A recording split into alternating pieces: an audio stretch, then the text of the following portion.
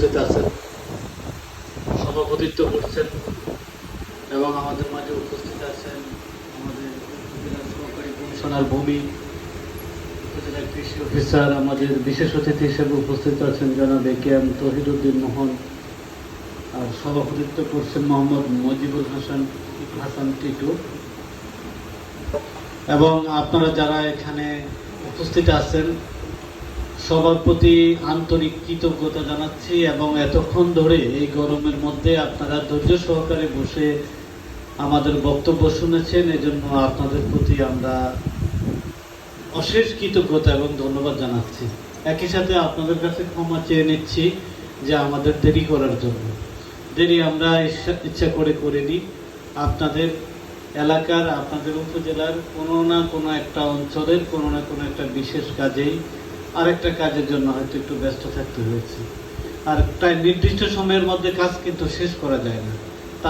তারপরও আপনারা হাসি মুখে যেভাবে মেনে নিয়েছেন, কথা শুনতেছেন, তবে কথাগুলো শোনার মতো ছিল। আমি এত সুন্দর বক্তব্য যে আমাদের ওই যে যিনি প্রথমে বক্তব্য দিয়েছেন লিঙ্কন সাহেব, আমাদের বাজারের সভাপতি সাহেব, আমাদের কৃষি অফিসার, সহকারী কমিশনার ভূমি, সর্বশেষ আমাদের মন্ত্রী স্যারের যে ছোট ভাই যে বক্তব্য দিয়েছেন মোহন ভাই, আমি এরকম খুব সুন্দর কথাবার্তা বিশেষ করে গৌর নদীতে খুব কম শুনেছি, এবং এরকম সুশৃঙ্খল অনুষ্ঠান আমি গৌর নদীতে দেখি নাই তা না, কিন্তু এত সুন্দর আমি কম দেখেছি, যেখানে কার আগে কে বক্তব্য দেবে এটা নিয়ে কোনো তাড়াহুড়ো নেই, কে কোথায় বসলো এটা নিয়ে কোনো মাথা ব্যথা নেই, কে সিট পাইলো কি পাইলো না এটা নিয়ে কোনো মাথা ব্যথা নেই। তো আমি এই দিক থেকে বলবো যে আমাদের মোহন ভাই যে কথা বলেছেন যে একটা সময় সর্বহারাদের অঞ্চল ছিল, 300 লোককে উনি আর্মস নিয়ে যেতে দেখেছে, আবার পরবর্তীতে 300 লোককে আর্মস নিয়ে আবার আসতে দেখেছে, এবং উপজেলায় গেলে বলতো সর্বহারাদের লোক আসছে। আমি একটা বিষয় আপনাকে আশ্বস্ত করতে চাই, এখনো গৌর নদীতে সকালবেলায় আমার ঘুম ভাঙে, স্যার অমুক পুকুরে লাশ পাওয়া গেছে, অথবা স্যার অমুকে গলায় ফাঁসি দিছে, অথবা স্যার বাটা জোরে অ্যাক্সিডেন্ট হয়েছে, অথবা ভুরঘাটায় 2 জন মারা গেছে, অথবা স্যার অমুকে মারামারি করছে। ম্যাক্সিমাম দিন আমার শুরু হয় এভাবে, যার কারণে গৌর নদী উপজেলার পুরো চিত্রটা, এছাড়া ধরেন বিভিন্ন গোয়েন্দা সংস্থা, ডিজিএফআই, এনএসআই, আমাদের সিভিল বিভিন্ন সংস্থা থেকে ধরেন আমার কাছে বিভিন্ন সময় পুরো উপজেলার রিপোর্ট কিন্তু আমার কাছে আসে। তো গৌর নদীতে আমাদের 7টি ইউনিয়ন আছে, একটা পৌরসভা আছে, টোটাল 8টা ইউনিট আমার। এই 8টা ইউনিটের মধ্যে আমি যদি একদম নির্বাক থাকি, নিশ্চিন্তে থাকি, যেখানে আমার কোনো বিশৃঙ্খলা হবে না, সবকিছু সুন্দর মতো চলবে, মানুষজন হানাহানি করবে না, সকালে বিকালে বিচার আচার হবে না, টিআর কাবিখা বিজিএফ বিজিবি নিয়ে মারামারি হবে না, সেটা হচ্ছে আমার শরিকল ইউনিয়ন। আমি আপনাদেরকে গল্প বলার জন্য বলতেছি না, আমি জীবন থেকে নেওয়া কথা বলি। আমি শরিকল ইউনিয়নের বিএনপির সভাপতি সেক্রেটারিকে এটা এখনো ঠিক মতো চিনি না, হয়তো দেখলে বুঝতে পারবো। এখানে বাজার কমিটির সভাপতি সেক্রেটারিকে 2-1 বার হয়তো দেখা হয়েছে। মন্ত্রী স্যারের আত্মীয় স্বজন কারা আমি চিনি না, আপনারা বিশ্বাস করেন আমি চিনি না। এই যে আমাদের মোহন ভাই আছে, আমি আজকে ওনার পুরো নাম আজকে জানতে পারলাম। বাংলাদেশে আপনি আমার মনে হয় এইরকম উপজেলা আর এইরকম মন্ত্রী পরিবার দ্বিতীয়টি খুঁজে পাবেন কিনা আমার সন্দেহ আছে। যেখানে মন্ত্রীর আত্মীয় স্বজনরা গিয়ে ডেভেলপমেন্ট কাজের ভাগাভাগি করবে না, কোন জায়গায় কি প্রকল্প হবে তারা তালিকা দিবে না, কোন জায়গায় কি যাবে এটা তারা ডিস্ট্রিবিউশন করবে না, উপজেলায় বসে তারা সালিসি করবে না, কার জামিন হবে কি হবে না সেটা তারা করবে না, মাদক নিয়ন্ত্রণ কে করবে কি করবে না, মন্ত্রীর পরিবার এটা নিয়ন্ত্রণ করবে না, এরকম খুব কম ক্ষেত্রে ঘটে থাকে, অন্তত আমরা প্রিভিয়াস অভিজ্ঞতা থেকে বলতে পারি। তো এই ক্ষেত্রে আমি আপনাদেরকে একদম ওপেন বলতে পারি যে মন্ত্রীর পরিবারের সদস্যদের আমি চিনি না। তারা যাওয়া তো দূরের কথা, ধান্দা করা তো দূরের কথা, কাজ নিয়ে ভাগাভাগি তো দূরের কথা। শরীর হলে কোথাও একটা প্রকল্প দিতে হবে, কিছু করতে হবে, আমি খুঁজতে হয়, ফোন দিতে হয়, অমুকেরে ডাকেন, অমুকেরে খবর দেন, এই রাস্তাটা দরকার। কিন্তু শরিকলের মানুষের কোনো মাথা ব্যথা নেই। শরিকল একটা ক্রিয়া সংস্থা আছে। আপনারা আমার কথায় বিরক্ত হচ্ছেন নাকি? আমি একটু অপ্রাসঙ্গিক কথা বলে ফেলতেছি, একটু ভালো লাগতেছে আপনাদেরকে দেখে, সেই ক্ষেত্র থেকে। এই যে আমার পাশে হাত বুকে নিয়ে একজন দাঁড়িয়ে আছে, সে 2 দিন আগে আমার কাছে গেছে, শরিকল ক্রিয়া সংস্থার নামে নাকি স্যার একটা বরাদ্দ আছে, আমাদেরকে টাকাটা দেন। হ্যাঁ, আপনারা কে বলছে শরিকল ক্রিয়া সংস্থার নামে বরাদ্দ আছে? বরাদ্দ কিন্তু আসলে আছে।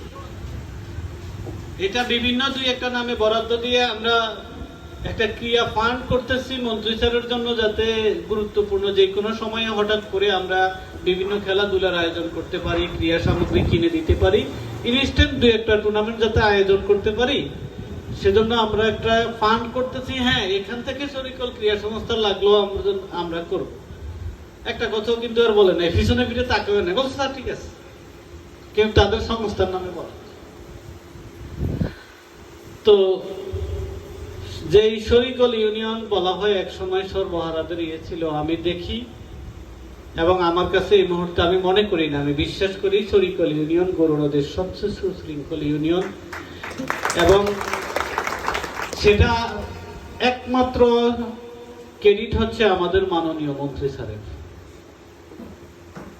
এত ভালো মনের মানুষ, এত ভালো মন্ত্রী, রাজনীতিবিদ, আমি আমার একদম যদি অনেস্টলি বলি, একদম উপরওয়ালাকে সাক্ষী রেখে আমি বলতে পারি, চাপাবাজির জন্য না কিংবা তেল দেওয়ার জন্য না, আমি আমার এতটুকু জীবনে এত ভালো রাজনীতিবিদ আমি দেখিনি।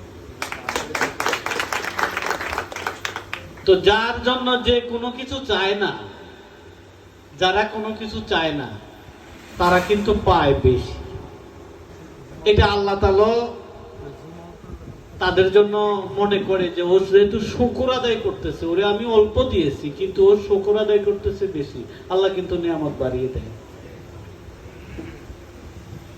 আমরা মাদকের বিষয়ে কথা বলেছি, আসার সময় দেরি হওয়ার পিছনে আরো একটা কারণ হচ্ছে, নলছিরা এখানে একটা ক্লাব আছে, একটা লাইব্রেরি আছে, লাইব্রেরিটা মরে যাচ্ছে, মাঠটা মরে যাচ্ছে, এখন আমাদের ছেলে মেয়েদের খেলাধুলার জায়গা নেই। আমরা ওখানে গিয়ে রাস্তাটার ডিজাইন চেঞ্জ করে দিয়েছি, এতে একজন ব্যক্তির গাছ কাটা যাবে, উনি রাজি হয়েছে, গাছ উনি কেটে দিবে। আমরা সাথে সাথে ওনাকে প্রস্তাব দিয়েছি, আপনি 2টা গাছ কাটবেন, বিনিময়ে আমরা এখানে 100 গাছ লাগিয়েছি। ওখানে তাদের কাছে গল্প শুনলাম, যারা এই খেলাধুলা নিয়ে ব্যস্ত তারা কয়েকদিন আগে মাদকের একজনকে ধরছে, ধরে একটু হালকা থাপড় সোপার দিছে, কেন এরকম করে, কম পরিমাণে ছিল কিংবা উপযুক্ত সাক্ষী প্রমাণের কারণে তারা আইন শৃঙ্খলা বাহিনীর কাছে দিতে পারেনি, কিন্তু সামাজিকভাবে তারা বলছে এগুলো যাতে না করে। পরের দিন আবার এই ছেলেগুলো যখন ওই এলাকায় গেছে, ওই এলাকার মানুষজন এদেরকে ধরে মারতেছে। এবার যারা মারতেছে তারা কি জানে না যে এই ছেলেগুলো মাদকের সাথে জড়িত? আমার ওখানকার একজন নেতা, উনি সরকার দলীয় নেতা, উনি একটা কাজের জন্য গেছে এক জায়গায়, গিয়ে দেখতেছে যে মাদক 3-4 জন মিলে খেতেছে। খাওয়া অবস্থায় তাদেরকে বলতেছে, তো তোমরা এগুলো করবা কেন, এগুলো করবা না, একটু রাগ করেছে, কটু কথা বলেছে, ওরা এমন আচরণ করেছে তার সাথে উনি ওখান থেকে লজ্জায় চলে আসা লাগছে। এখন দেখেন, আমার থানায় 90 জন পুলিশ আছে, আমার সাথে 10 জন আনসার আছে, টোটাল মিলিয়ে 100 জন। 100 জন এর মধ্যে তো আবার আমার মাদক তো একটা অংশ, শত শত কাজকর্ম থাকে। শুধু আমি আইন শৃঙ্খলা বাহিনী দিয়ে আমাকে একজন মাদকের সাব ইন্সপেক্টর দিচ্ছে, সে 5টা উপজেলার দায়িত্ব, উজিরপুর, গৌরনদী, আগৈলজরা, মুলাদি, আরেকটা কি যেন ছিলেন, টোটাল 5টা। এখন একজন মাদকের সাব ইন্সপেক্টর কিভাবে 5টা উপজেলা কভার করবে? এখানে একটা গাঁজা ধরা খাইছে গত সপ্তাহে, ওকে ও আসছেই সন্ধ্যার পরে, কারণ ও কিন্তু আরেকটা অ্যাসাইনমেন্ট আছে। এখন আমরা আমাদের এই মাটি আমাদের, এই সমাজ আমাদের, এই সন্তান আমাদের, এদেরকে মানুষ করা, এদের জন্য সুন্দর একটা সামাজিক পরিবেশ তৈরি করে দেয়া আমাদের নৈতিক দায়িত্ব। এজন্য আমরা সামাজিক সচেতনতা তৈরি করতে হবে। আমরা যদি সামাজিক সচেতনতা তৈরি না করি, এবারে যে প্রতি সপ্তাহে 2টা থেকে 3টা অভিযোগ আমার কাছে যায় হচ্ছে, হয় আমার ছেলেরে জেলে দেন, না হয় আমার স্বামীরে জেলে দেন। এখন এরা কিন্তু অলস হয়ে যাচ্ছে, ছেলেগুলো বিশেষ করে মাদকের কারণে বাপেরে কোপাচ্ছে, মাকে বাসা থেকে বের করে দিচ্ছে। এখন একজন বাবা মা ও খোঁজ খবর নিচ্ছে না যে তার ছেলে কার সাথে মিশতেছে, কার সাথে চলতেছে, সন্ধ্যার সময় কোথায় যাচ্ছে। আমাদের সমাজ থেকে কিন্তু শাসন ব্যবস্থা উঠে গেছে, শিক্ষকের হাতের ব্যাজ চলে গেছে। আপনারা যদি সামাজিকভাবে আপনার সন্তানের দায়িত্ব না নেন, সামাজিক প্রতিরোধ না করেন, শুধুমাত্র আইন শৃঙ্খলা বাহিনী দিয়ে মাদক প্রতিরোধ